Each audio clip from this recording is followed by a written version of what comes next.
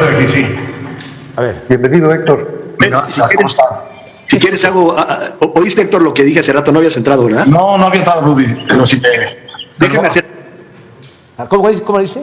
¿Qué quiere hacer? ¿Qué vamos a hacer? Eso es, ahí es. ¿Qué vamos a hacer? Y a ver, ahora sí, pongan a Héctor. De lo que les comenté, porque en ese aspecto tú eres una gente importante. Ayer comentábamos entre algunos de nosotros el gran descontento que tenemos y que existe por la administración del presidente López Obrador, ¿no? Y la verdad no estamos equivocados, estamos en la actividad, por más que le quieras pensar las partes buenas, bueno, pues las partes malas rebasan por mucho a lo bueno. Pero lo que decíamos aquí, ¿cómo le hacemos nosotros los chavos de 75 años para hacer que este descontento se vaya, se permee hacia las clases populares, a las clases que tienen 30 y 40 millones de votos, a las que hay que hacerles entender las equivocaciones y los errores del presidente? Ese es el resumen, Héctor, de lo que hace un momento estábamos comentando, y estábamos pensando que cada semana como que nos dejáramos una tarea, es lo que propuso Alejandro Ostros, que me parece muy cuerdo, que nos dejáramos una tarea para un tema, hablamos un rato de chachachá y de cotorreo y de jajaja, pero un rato también de algún tema en el que todo el mundo nos metamos, y durante una semana tenemos tiempo para más o menos prepararlo, para dar opiniones al respecto. Eso era. ¿Puedo yo? ¿Puedo? Escuché. Adelante, Héctor. Sí. Bueno, me parece muy buena idea esta de poner un tema, ¿no? Y traerlo más o menos pensado. ¿Qué hacer para que esto llegue a la inmensa mayoría del país? No, yo no lo sé. Lo que sí sé es esto, que este gobierno tiene totalmente perdido el pleito en lo que durante la época de Fox se llamaba el círculo rojo. Lo tiene totalmente perdido. A ver, es interesantísimo. Este gobierno tiene perdido lo que antes se llamaba círculo rojo. Círculo rojo es élite, la élite. O sea, nosotros no podemos con la élite, que ese es un error. Quizá en la cúpula, sí, ahí está muy difícil, pero hay muchos empresarios inteligentes, muchos. Y si se incluye en el círculo rojo, intelectuales también, de investigadores también, periodistas también, la llamada clase política. Pero digo, él ya pontifica y dice, tienen perdido el círculo rojo. No es así. Claro, puede haber hipocresía. Yo les pregunto, porque tengo comunicación constante con los empresarios, y les pregunto cómo les va. Y la mayoría me dicen, muy bien. Bueno, por algo México es de los países más atractivos para la inversión en el mundo. Y ahí están los datos. Pero bueno, esa es la primera parte. Segunda, a ver, sigue. No hay un análisis de prensa nacional o internacional que defienda lo que está haciendo. Hay. Muy cierto. Muy cierto. No hay un análisis de prensa nacional e internacional que defienda lo que está haciendo. Totalmente de acuerdo. Ahí estamos en franca desventaja, como se diría en el béisbol. Ahí perdemos por paliza. Lo hemos dicho aquí, de 95 comentarios, no, de 98, digo de 100 comentarios, 98 en contra, 2 a favor. Y es en México y en el extranjero. Es Washington Post, el New York Times, ahora con la marcha, todos ellos. la gran prensa mundial. Eso es cierto, ¿eh? Síguele. 2 o 3 o 4 que intentan fallidamente apoyar, y muchos de los apoyadores abiertos han desaparecido. Bueno, ¿esto qué quiere decir? Esto quiere decir que fatalmente, por los caminos más complejos que puedan imaginar o por los más simples, eso que está en el círculo rojo, tarde o temprano se vuelve lugar común en el círculo verde. No hay nada. Fatalmente. Todos nos vamos a volver fifís. Ya, todos, fatalmente. ¿Sí? Estamos hablando del ideólogo de Salinas de Gortari y luego de Zedillo. Todo esto es muy bueno para los jóvenes. Adelante. O sea, el círculo rojo, más temprano que tarde, ¿sí?, va a ampliarse y va a llegar a lo que llaman el círculo verde, que es el pueblo raso, y todo va a ser círculo rojo, todo va a girar acorde con el pensamiento neoporfirista o conservador. Vamos adelante. No hay nada de lo que llevó a López Obrador a la victoria: corrupción, inseguridad, y honestidad. Nada que no hubiera sido unas cuantas presencias en el círculo rojo que se fueron profundizando a partir de Calderón con la violencia, a partir de Peña con la corrupción. Primero fueron las críticas en el círculo rojo y luego eso se volvió un lugar común para todo el mundo. Eso va a suceder aquí también, porque ha sucedido sistemáticamente. O sea, yo soy esto que estamos como, párale, soy como Calderón y como Peña, ¿no? Entonces, como con Calderón y Peña había corrupción, se empezó a expresar en el círculo rojo, ¿sí? Y luego eso cundió y llegó al círculo verde, a todo el pueblo. Y eso es lo que va a pasar, según él, con nosotros. Adelante. Viviendo esto que está pensando y viendo Reforma, esto que está pensando y viendo la gente pensante del país, las calificadoras, los analistas económicos, la gente pensante, el Reforma, la gente pensante del país, las calificadoras, claro, organismos financieros internacionales. Síguele. Esto se va a volver parte de la visión común de los mexicanos. Se va a generalizar la crisis. ¿Cuánto tiempo va a tardar esto? Bueno, no lo sabemos, pero es muy posible, es bastante seguro incluso, que esta crisis brutal que viene vaya a acelerar, lo vaya a acelerar de una manera extraordinaria, en el sentido de que va a haber una enorme cantidad de gente necesitando cosas del gobierno sin que el gobierno voltee a verlas. Lo estamos viendo ya. El gobierno no voltea a ver a los que han perdido empleo e ingreso en estos 2 meses. Está viendo solo a sus clientelas que ya tenían su dinerito que les da. ¿Quién sabe cuánto les da y cuánto les llega? Pero a los únicos que ven es ahí. Y ahí está el pronóstico, ¿no? No va a tardar. ¿Esto cuándo fue? Esto fue como a finales del 20.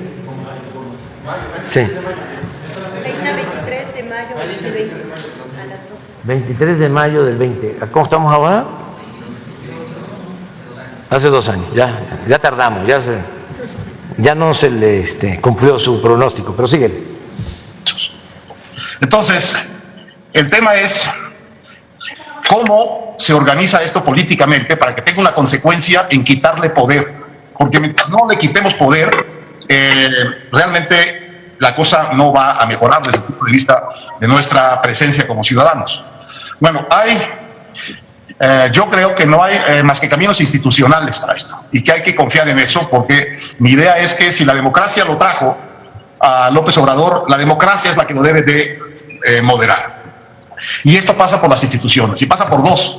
instituciones fundamentales. Una es la Suprema Corte de Justicia de la Nación. Yo les aconsejaría no dar por vencida a la Corte ni por capturada a la Corte. El escándalo de inconstitucionalidad de este gobierno no lo habíamos visto nunca. Todas y cada una de las leyes que este gobierno ha puesto, las importantes, están bajo querella constitucional. Todas, cada una, todas. La ley de remuneraciones, la ley de administración pública, la ley de Guardia Nacional, la ley de... Todas, es cierto, ¿eh? La ley de remuneración, ¿qué es la ley de remuneración? ¿Sí? Que se cumpla con el artículo 127 de que nadie gane más que el presidente de la República. Pero fue impugnada en el Poder Judicial y hubo amparos, y por eso hay quienes ganan más que el presidente. Y así muchas otras. La eléctrica, y tiene razón en lo que está planteando. Y se ha convertido en una barrera para la transformación hasta cierto punto el Poder Judicial. Nada más recuerden cuántos amparos se presentaron para que no construyéramos el aeropuerto Felipe Ángeles. ¿Cuántos amparos para que no construyéramos el Tren Maya? ¿Cuántos amparos para que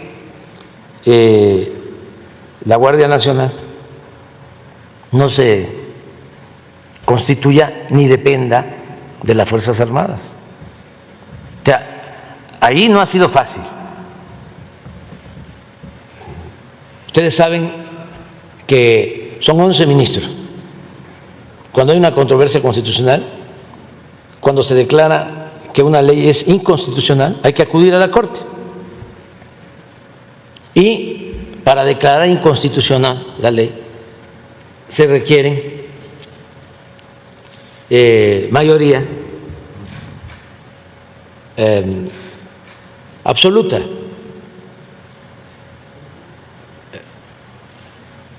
No solo mayoría simple de los ministros, igual que en el Congreso.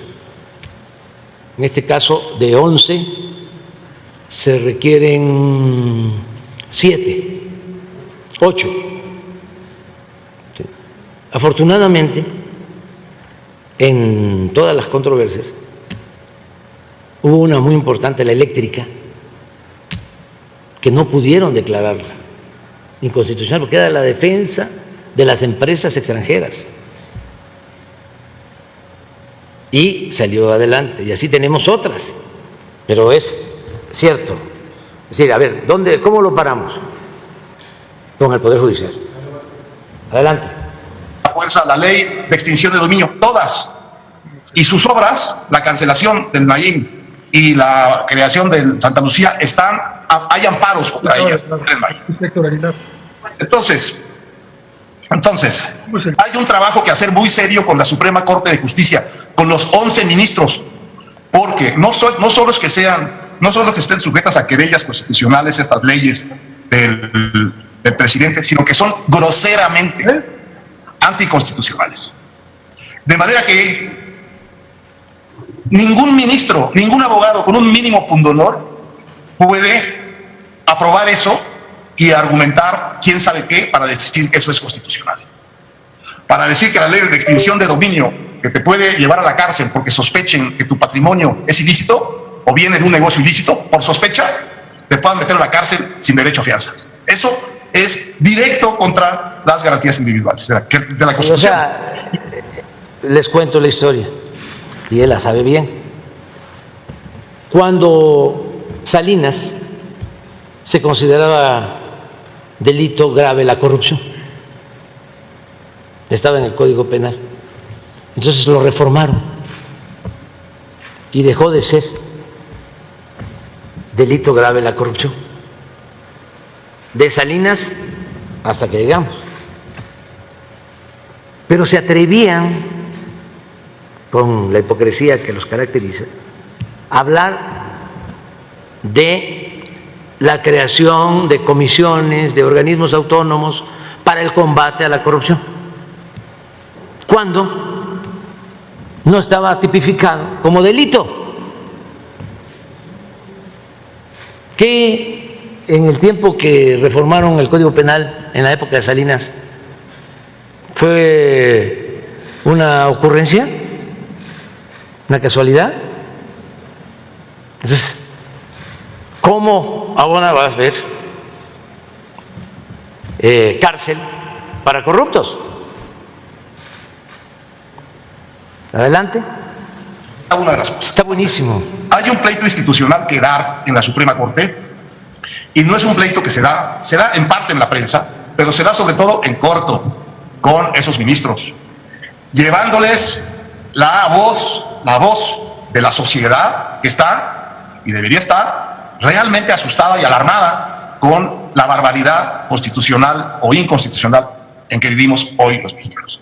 Esa es la primera oportunidad. Todo lo que puedan ustedes canalizar hacia la Suprema Corte es espacio bien ganado, porque con dos, no digo todas, con dos de esas leyes que ha puesto este gobierno, que la Corte le eche abajo, lo regresa al estatus de un presidente normal.